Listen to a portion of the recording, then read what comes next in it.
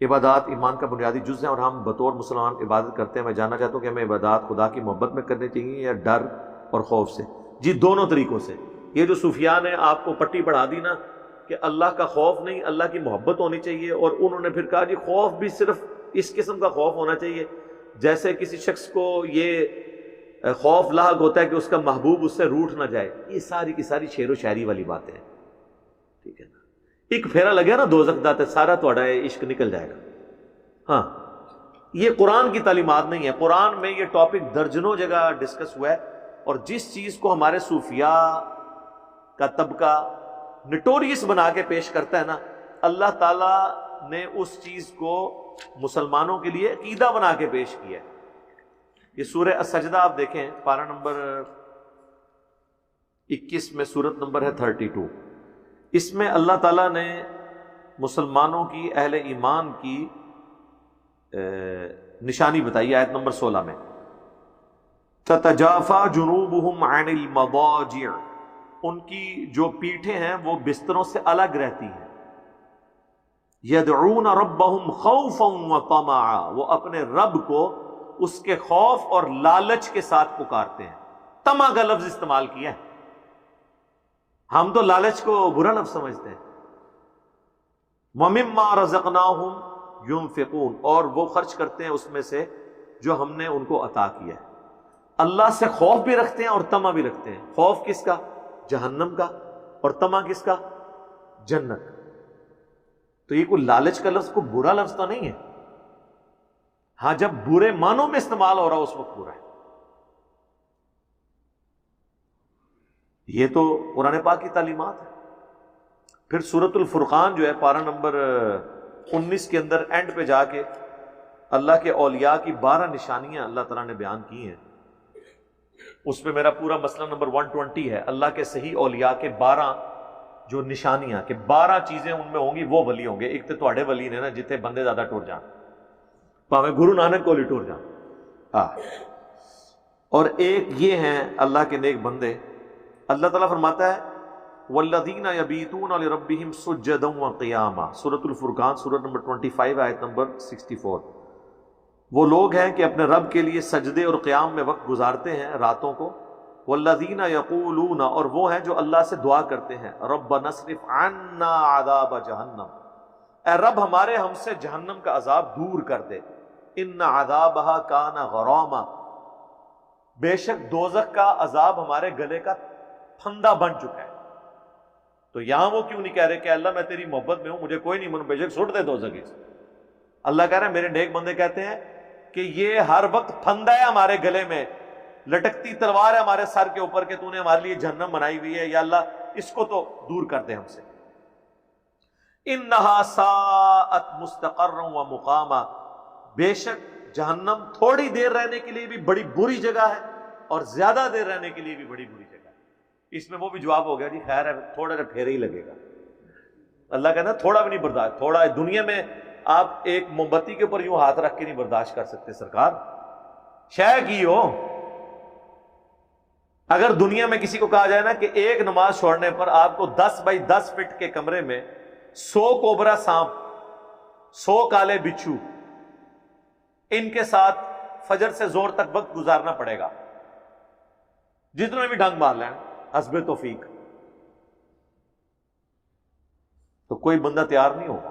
ویسے کہہ دیتے ہیں پھیرے ہی لگے.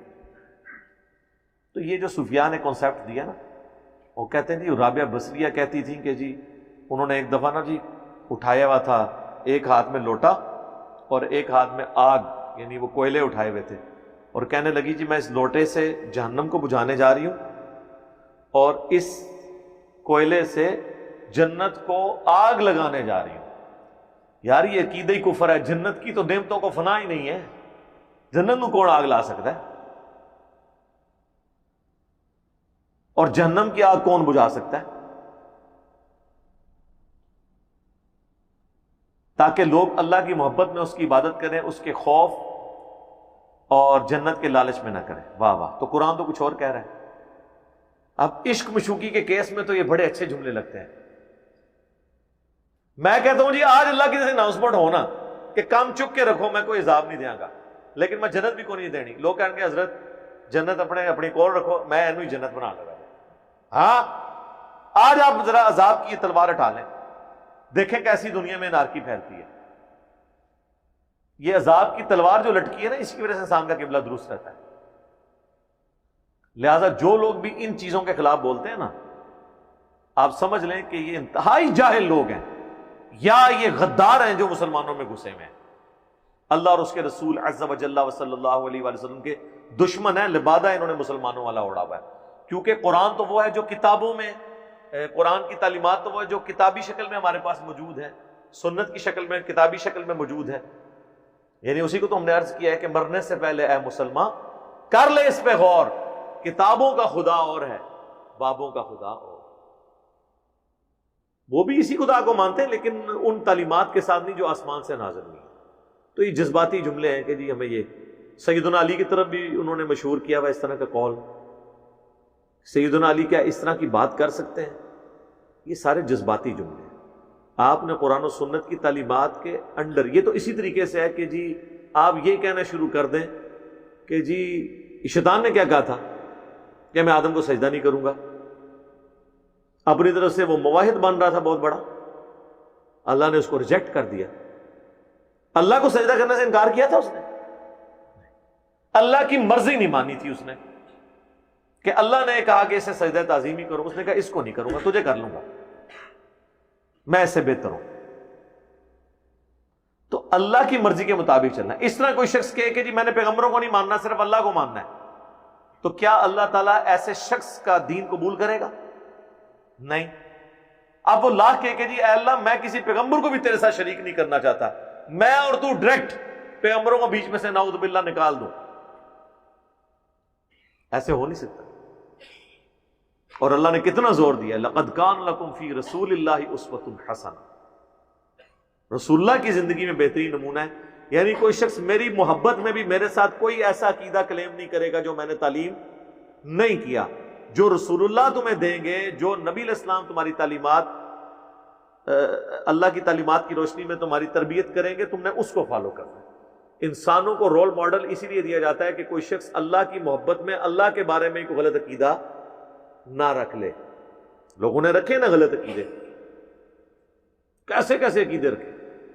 یہ رابعہ بصریہ کو یہ مطلب یہ جو عقیدہ ان کی طرف منسوب ہے, پتہ نہیں اس بیچاری نے کہا یا نہیں کہا, وہ بیچاری ویسی رگڑے میں آ جاتی ہے.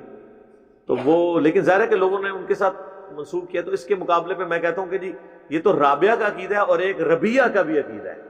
صحیح مسلم میں حدیث ہے, رسول اللہ کا ایک غلام تھا صلی اللہ علیہ وآلہ وسلم, خادم, اس کا نام تھا ربیہ. آپ کو وضو کروایا کرتا تھا. ایک دن نبی علیہ السلام کا سمندر رحمت جوش میں, آپ نے فرمایا سل ربیہ, مانگ کیا مانگتا ہے. اور وہ بھی تیار بیٹھے ہوئے تھے کہ کبھی کو موقع ملا تو میں حضور سے یہ مانگوں گا. انہوں نے کوئی جناب توقف نہیں کیا, سیدھا کہ یا رسول اللہ جنت میں آپ کا پڑوس مانگتا ہوں. اللہ اکبر. حضور نے آگے سے نہیں فرمایا کہ جنت کی تو لالچ ہونی نہیں چاہیے, اللہ کی محبت میں انسان کو ہونا چاہیے, جنت تو تمہیں ویسے ہی میری ثابت کی ویسے مل جائے گی. آپ فرمایا کچھ اور بھی مانگ لے. ان کا نہیں یا رسول اللہ جنت میں آپ کا پڑوس چاہیے. تو آپ نے فرمایا پھر کثرت سجود سے میری مدد کر, یعنی اللہ کی عبادت کر, اس سے میری مدد کر, میری دعا کیٹالسٹ کا کام کرے گی. اللہ تعالیٰ اس دعا کی برکت سے تجھے جنت میں بڑا پڑوس دے دے گا. اس لیے میں کہتا ہوں میں ربیہ کا عقیدہ رکھتا ہوں, رابعہ کا عقیدہ نہیں رکھتا.